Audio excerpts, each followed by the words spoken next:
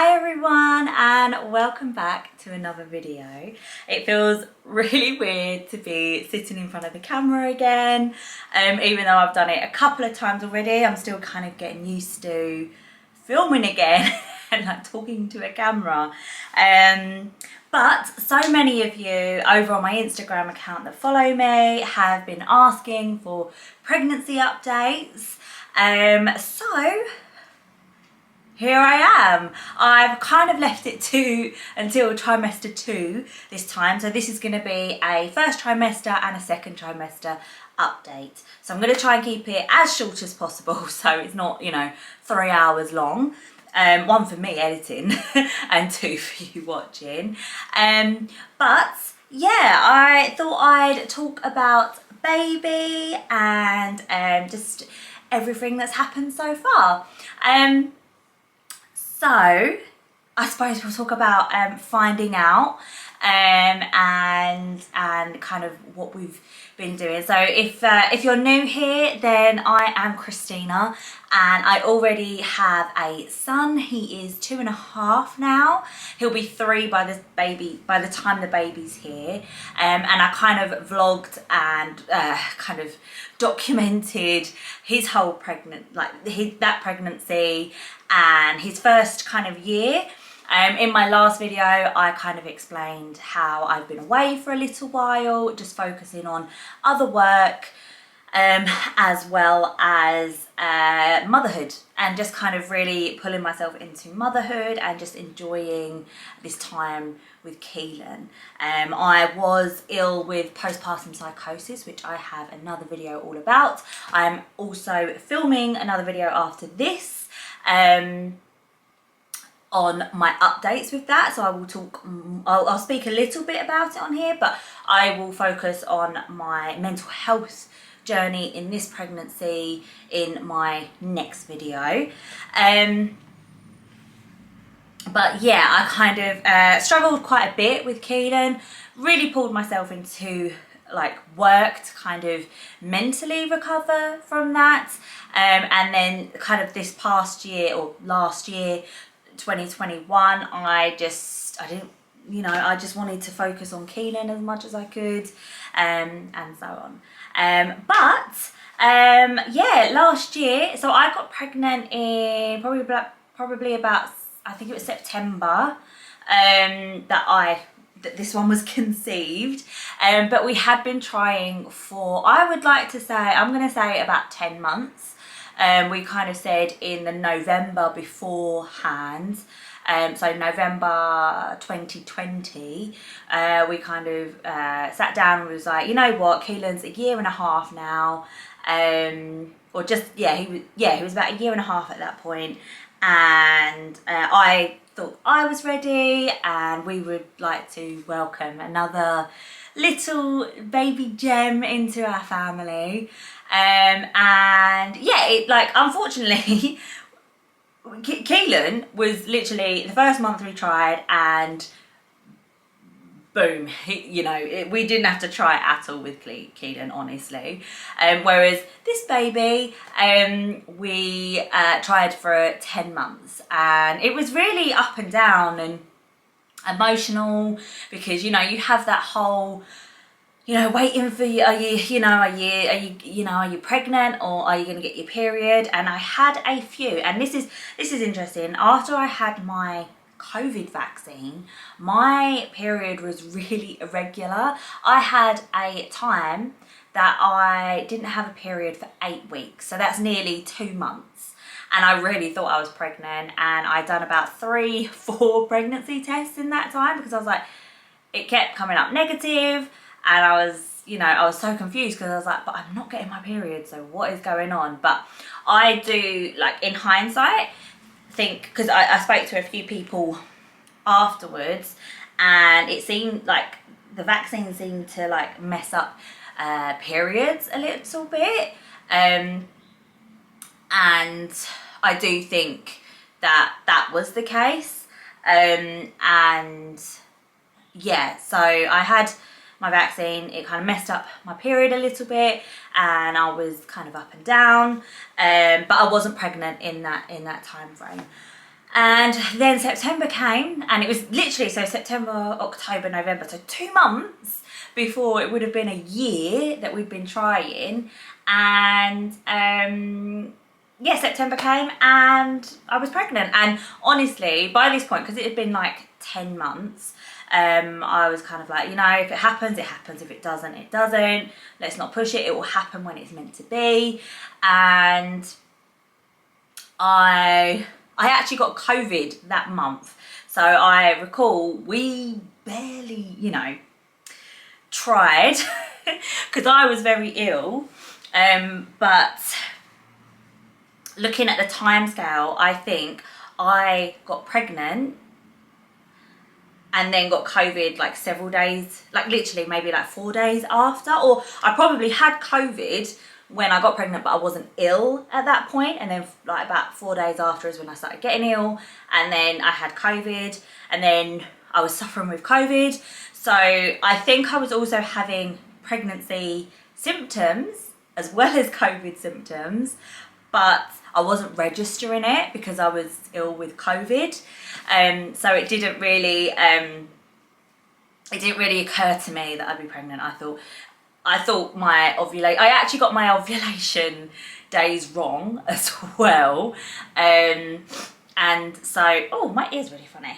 Anyway, I kind of got my ovulation days wrong as well. So I thought that the week I had COVID was my ovulation week, when really it was the week before.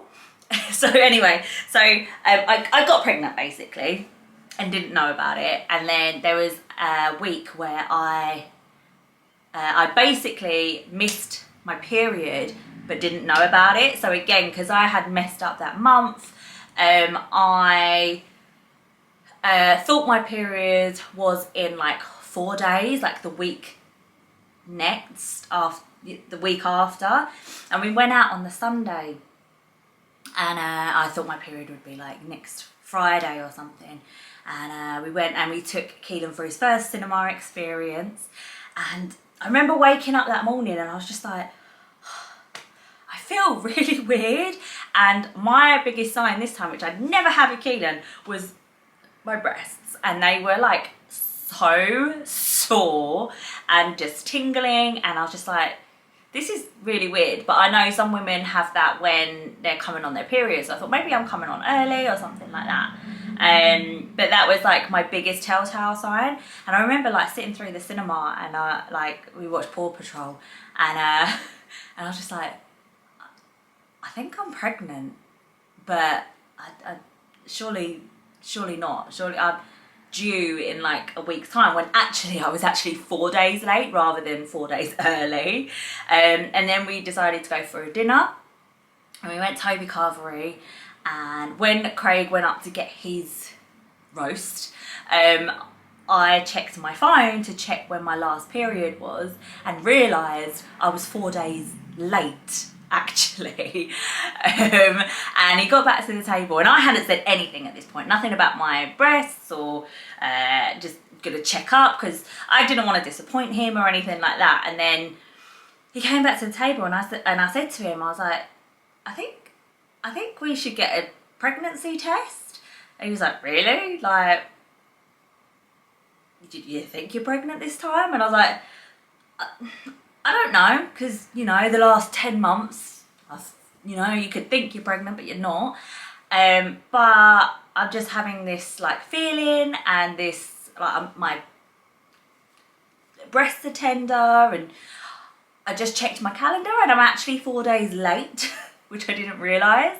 And so yeah, so then we decided to kind of pack up eating. It was a Sunday, so we kind of like ate quickly, not too quick. We enjoyed our dinner, and then we popped to Morrison's and got a pregnancy test.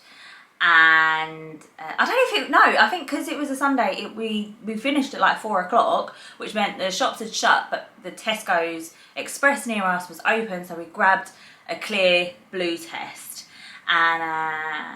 And yeah, so we got home, and I went upstairs and I done the test, and it came up straight away as pregnant. And after 10 months of negatives, it was just such a shock. It was that like, oh my God, like I am actually pregnant. Okay. And I was just kind of like, I remember with Keelan, I was like, it's the first time I ever had a pregnancy test and had a positive. And I was just all in shock because it's your first pregnancy. And then this one, I wasn't even expecting it either. And I was just like, okay, right, we're pregnant, okay. And then what I'd done is I went downstairs. He knew I was taking the test. What I'd done is I left the test by the kettle and then went in the living room, and he was like, oh, did you take the test? I was like, yeah, can you do me a cup of coffee? And he was like, oh, okay. And then like went in, and I can't lie at all, so I had to like hide my face. And then I got him to, he didn't make me, he was like, did you take the test? Did you take it? I was like, make me a coffee so he could see it, and I was filming it, so I'll insert the little clip here. But he he then saw the test. He was like, no way, we're pregnant. And he was really happy, and obviously, yeah, we was all just really happy. Keelan didn't really know what was going on, but he was really happy, and he was like, yay. And we all just had a big hug, and it was just a really nice evening.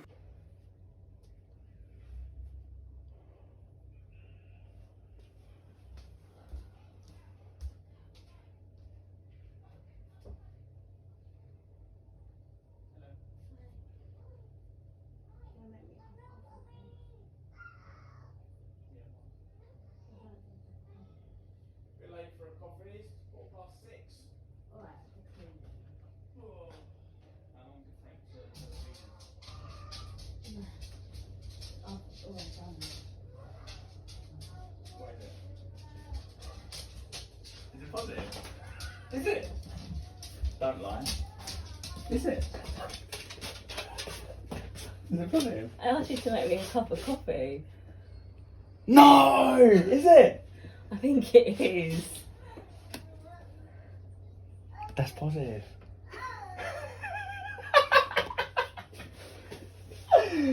Shall we get another one? Shall we get another Where are one? you going to get another one from Same then? shop. No, it could be the same one. Come here! Come here! Yes!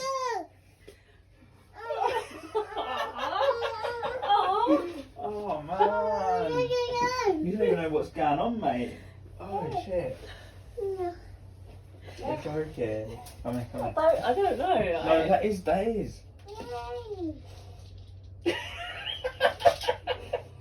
Oh, you fucking shit. Wait, we're not arguing. Piss off. I'm shaking. So I think, yeah, definitely with, you know, when you have like months of trying and then finally getting your positive, it's so nice. It's so heartwarming and like a relief as well. It's like, ah, cool. And then the pregnancy symptoms kicked in. I thought I was really struggling with like the COVID symptoms after, and I was, but I also think that I was struggling with pregnancy as well. So I had all like loss of taste and smell and everything, and I was quite worried that I was going to give those symptoms, not symptoms, but I don't know, give that to the baby because it was so early on. But I think it's fine after talking to my midwife and everything. So hopefully what it has done is kind of given a bit of immunity to the baby. So we'll see if that's actually the case, but you know, who knows. But yeah, then all the pregnancy symptoms hit, and you know what, it is one, a very different pregnancy from Keelan, and two, quite difficult. It has actually been quite difficult. I have really suffered with morning sickness with this pregnancy in the first trimester. I think I had a good 8 weeks of sickness, and it was constant sickness, violent as well. I didn't have to eat a lot, and not a lot would like trigger me either. Like I could literally look at something and I would throw up. They're coming back. And I would... Craig's taking Keelan out and he's they're just about to come through the door. Hold on.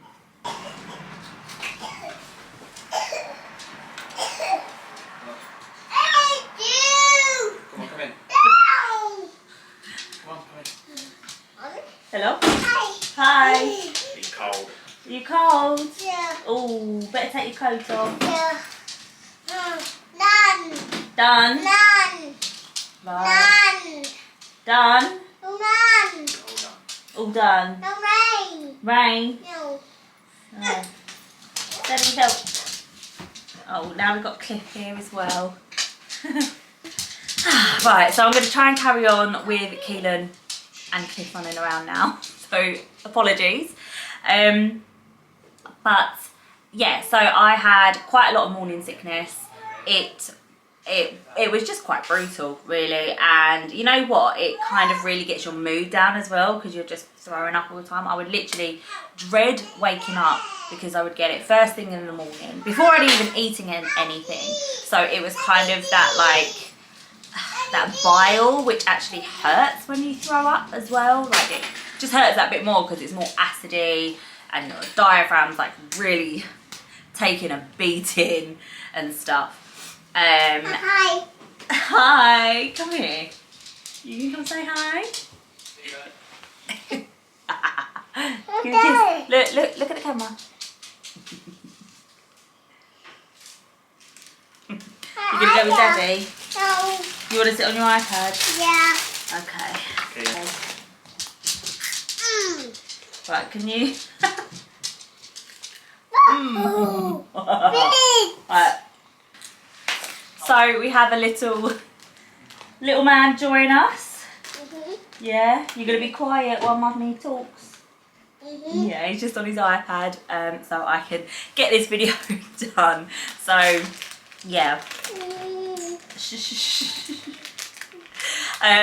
So morning sickness was a bummer. And the nausea, thing is, I was sick. I was actually sick all the time, and then when I wasn't sick, I was nauseous. So it was really just really got me down as well because I just felt like I couldn't do anything. Although I did just carry on as much as I could. One thing that helped me was the nasal inhaler. I got this trick from my sister-in-law. So she's my brother is, his girlfriend is they're having a baby basically soon as well. She's about 10 weeks in front of me. So yeah, and she really suffered with like morning sickness and feeling ill and stuff, and she said she swore by these, and honestly they're so good. And you look like an idiot half the time, but you basically just inhale these as much as you want, and with the kind of sense of menthol and eucalyptus and all those kind of minty smells, it just calms just everything, and I just inhale this all day, so that would help me. And with that, this has inspired me to create a new product from my BAMMBLEZ. Now you're getting a complete sneak peek because I haven't released these yet. They're not even finished yet, but I'm just going to give you a sneak peek because it kind of relates. But basically these are little boxes and long necklaces with these kind of, I don't know if you can see that, they're like lotus flowers. And then you get this lava bead that goes inside. They're not quite finished because I can't seem to close them at the moment. But they go inside, and then on these lava beads, see these are nice and long to go around your neck, and with each box, packaging's not complete, but you get a small kind of dispenser, and I'm making a kind of similar scent to this with essential oils to kind of, so you basically, you dip on the lava beads and then it will smell all day in a lovely necklace, and you can just whiff away so you don't. filming cut off. I can't find my battery, so you'll have to excuse the different kind of setup because I am filming on a different camera now. So sorry about that, but let's get this video finished. So yes, these are kind of my boxes. They're not finished yet. I've just put them all in one box at the moment. And yeah, the idea is you have the scent with the lava bead and you can just smell this all day rather than sticking this up your nose. It's just a bit more dainty, a lovely gift for someone who's pregnant. And yeah, so I've still got to finalize this. But what is great about this as well is you can get other lava beads and other scents. You can even just put your, maybe like some lavender essential oil on a different lava bead and it has different smells for different things. But my kind of selling point is the morning sickness because it's something that I just relate to at the moment with everything that I went through, and it kind of inspired this product. So I am currently finalizing this product because it's not finished yet, but that's a little sneak peek for you. So what else? Yeah, so other symptoms in the first trimester were basically just sickness. My kind of, I didn't really get any cramps this time, which I had loads of cramps with this one. My breasts were really tender and have grown, but I'm not complaining about that. One thing that did happen is because I was throwing up so much, I don't know whether you noticed, but I have lost quite a bit of weight I wanted to get rid of, to be fair. Who knew having a second child is what was going to get, you know, slim me down a little bit. But I also think that I would have liked to have like lost it in a healthier way, but unfortunately that's not the case, and I have lost it, and I'm going to kind of just keep up with not being sick, but just keep up with this kind of weight and not eat loads of chocolate basically, which I am now. Well, I'm not craving chocolate, but I'm loving the mini eggs Cadbury bars at the moment, and I have to really kind of tame myself with those.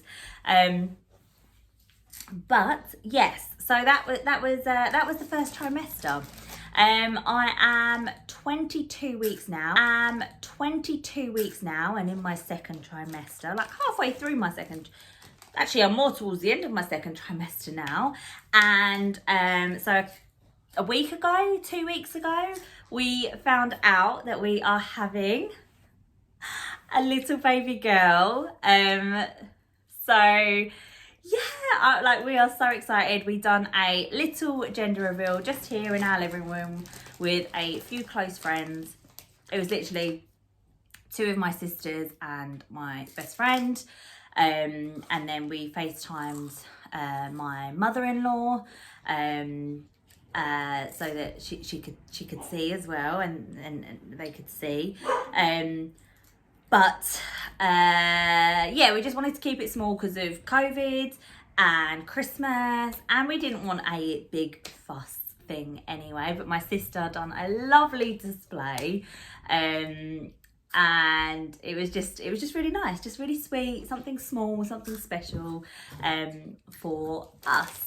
And we went, when we had our scan, we went out, we got our big balloon, which cost a bloody fortune for a balloon, but it's a one-off thing, so it was fine.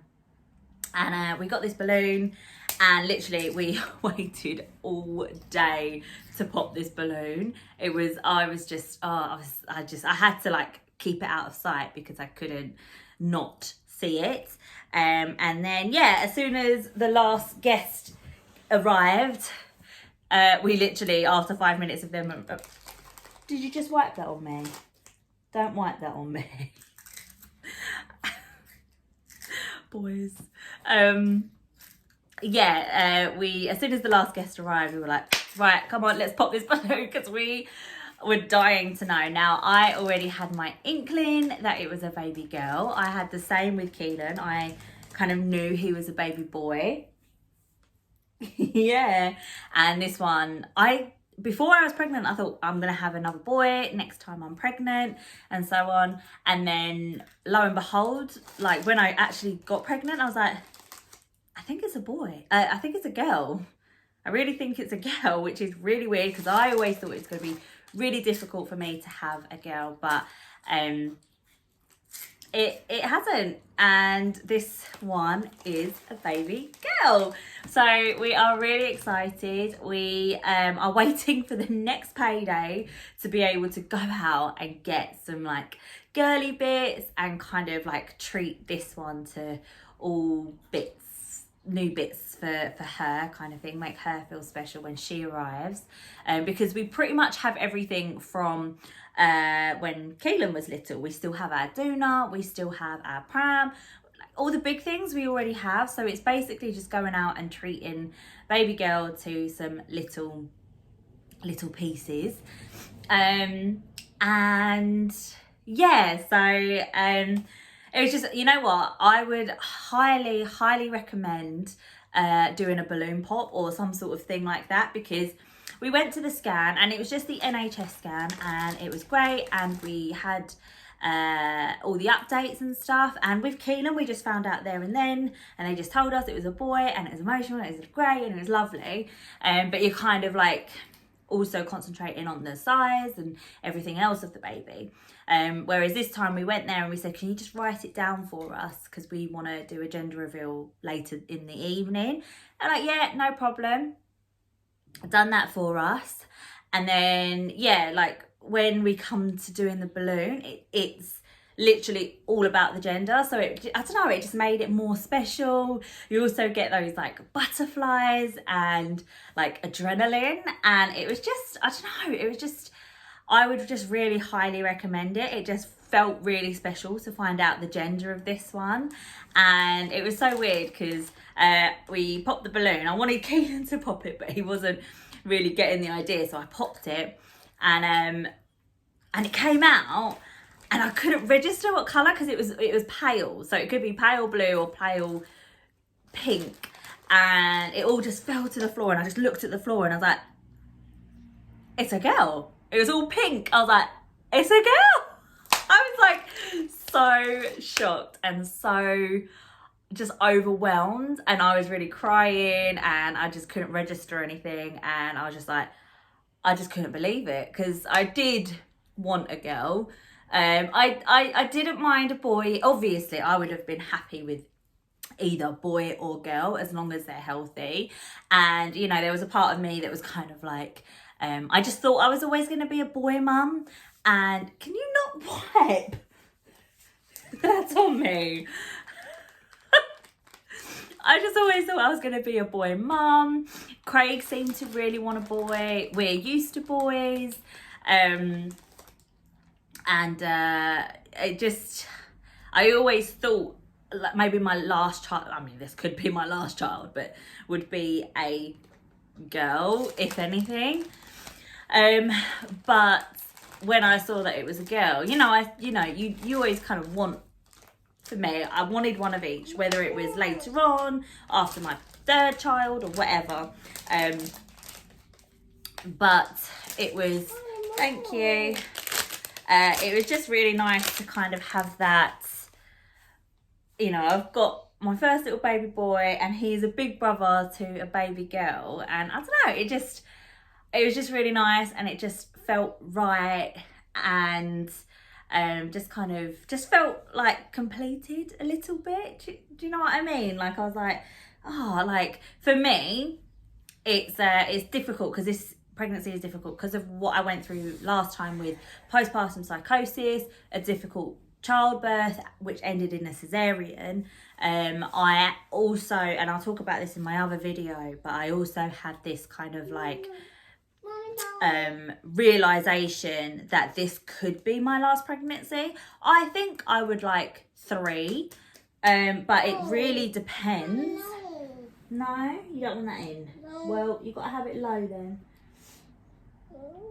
Okay. No, otherwise you go play upstairs with it. Wow. Okay. No. But there is a kind of just realistic view that this could be my last pregnancy. It kind of, if I do have illness again, postpartum psychosis again, then it will be hard for me to do it a third time. I don't think I will be ill, honestly, hopefully, but you never know. And also there's the childbirth factor with this one.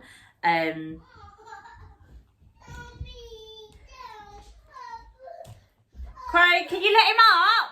Yeah, I've not stopped him coming up. Right, what's the matter? Because I'm trying to film, Keelan. Keelan, come here. So yeah, so to talk briefly on my childbirth, I think that brings us nicely into this section.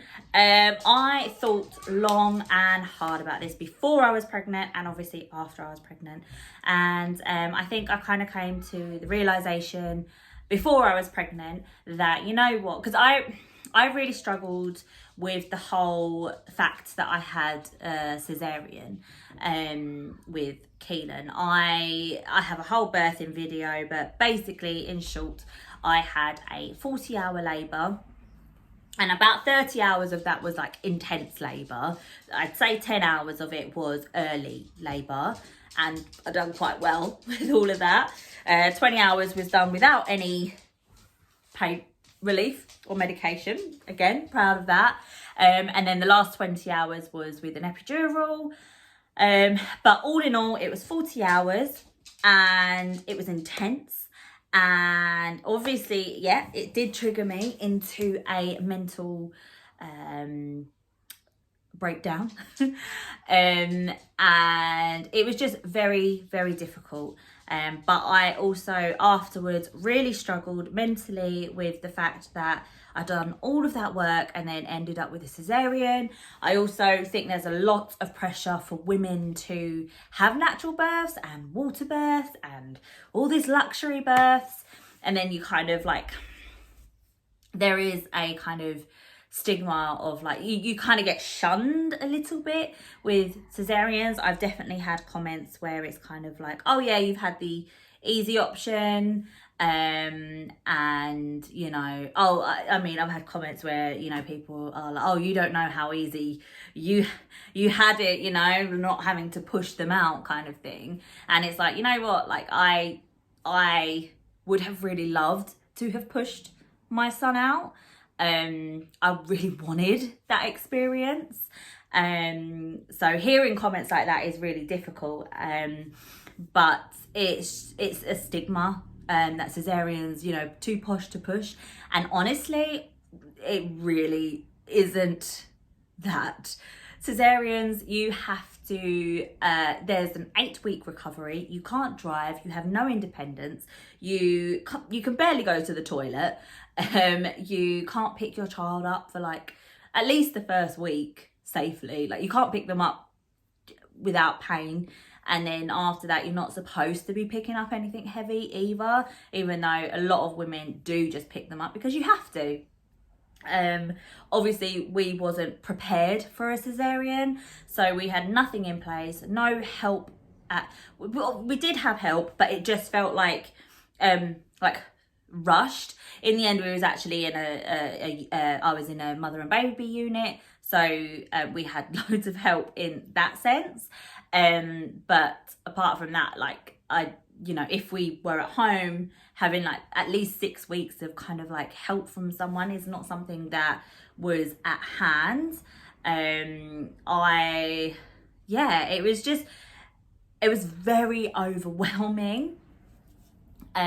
So before I got pregnant this time, it took me a while to come to the realization that, you know what, if I just have another cesarean, then that is okay. And I don't think it was until I really kind of thought, you know what, it really is okay. Like I might even go for a cesarean, like a planned cesarean in this pregnancy, if in my next pregnancy, because I don't want to risk me or the baby. Like, it's not worth it for my own ego kind of thing. And that was kind of the realization I had. And then literally that month that I remember saying it to Craig in a car journey, and I was like, I might even just go for a planned cesarean. As much as I would love to have a VBAC, I might just go for a planned cesarean. And that month I got pregnant. So it's almost like my body was like, you've accepted this, now we can move forward, almost. Do you know what I mean? And yeah, and then I did get pregnant. And yeah, and then I spoke to my midwife about it, and I've done like lots of research. She's given me research. I have kind of looked up on like just everything, like YouTube, Google, books, just everything, and done my own research. And actually, whereas I thought it was more safe to have a planned C-section, it's kind of more safe and beneficial to have a VBAC. So my mindset hasn't changed on it at all. If I have like a cesarean, I really think I am okay with it. But I am going for a VBAC, which is a vaginal birth after cesarean. So a natural birth as I can have after having a cesarean. And there's just, yeah, it's basically, with a cesarean, like another cesarean, you have so many kind of risks, which you have with childbirth anyway, but obviously you're cut open again, you have a lot of recovery time, there's a lot of risk of infection, and there's just loads of different things to think about. Whereas a VBAC, you know, it's less recovery time, less risk of infection. Of course, in my head, I'm thinking, but if I have a tear, then they have to stitch it up. You still could have infection kind of thing, but there's less risk. And the only thing that does worry me is the fact of uterine rupture, which is basically because I've been cut previously, that skin and muscle is already weaker. So having contractions, you have a risk of rupturing, basically tearing open, which is fatal to mother and baby. So that really scares me. However, it's like a 1% chance. I'll be honest, stats like that kind of don't get to me anymore, or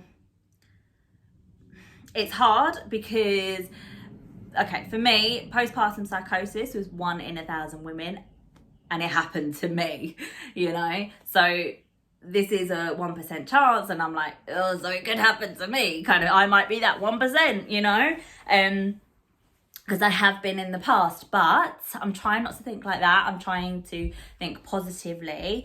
And what kind of set my decision in stone was that I will probably, with a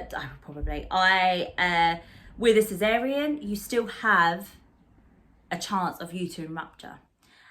What they also don't tell you is in any normal pregnancy where you haven't had a cesarean, just a natural pregnancy, natural birth, you still also have a percentage of uterine rupture. So it's, you know, after hearing all of that, I kind of just thought, you know, it's the same chance with everything. So, you know, for me, for that experience, for that health of me and the baby, for that kind of less recovery time, there were so many boxes ticking for the VBAC than for the cesarean. But with a VBAC, there will be different things. So whereas with Keelan, you like in a normal pregnancy, you would wait until you're 3 to 5 centimeters between every contraction to go in and get checked and hopefully stay in if you're 4 centimeters. It won't be the case with that for me. I will be in from the get-go. If I have a twinge, if I have my waters break, if I have a bellyache, anything like that, my contractions, I'm in straight away, and we'll be staying in and monitored because of, you know, any, you know, just to check everything and monitor me. They also won't let me go on for as long as they did before. I will only have a set amount of time, and then I will have a cesarean if I'm not progressing. And yeah, so it's, you know, there's a lot of different factors.